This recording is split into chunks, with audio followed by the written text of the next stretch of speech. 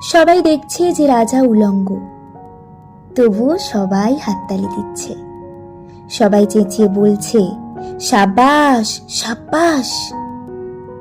কারোর মনে সংস্কার, কারোর ভয়, কেউ বা নিজের বুদ্ধি অন্য মানুষের কাছে বন্ধক দিয়েছে, কেউ বা পরান্নভোজী, কেউ কৃপা প্রার্থী, উমেদার, প্রবঞ্চক। কেউ ভাবছে রাজবস্ত্র সত্যিই অতীব সূক্ষ্ম, চোখে পড়ছে না যদিও, তবুও আছে, অন্তত থাকাটা কিছু অসম্ভব নয়।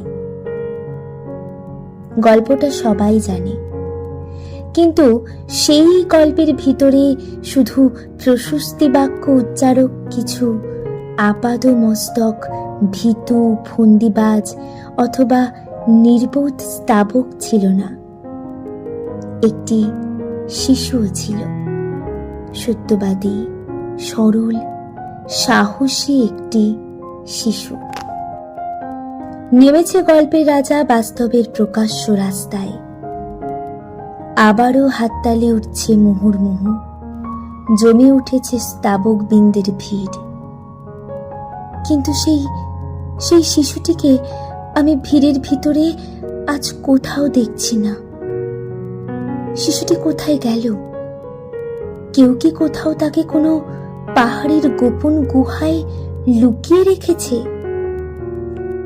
নাকি সে পাথর ঘাস মাটি নিয়ে খেলতে খেলতে ঘুমিয়ে পড়েছে কোনো দূর নির্জন নদীর ধারে, কিংবা কোনো প্রান্তরের গাছের ছায়ায়?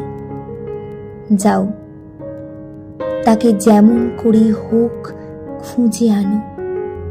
সে এসে একবার এই উলঙ্গ রাজার সামনে নির্ভয়ে দাঁড়াক।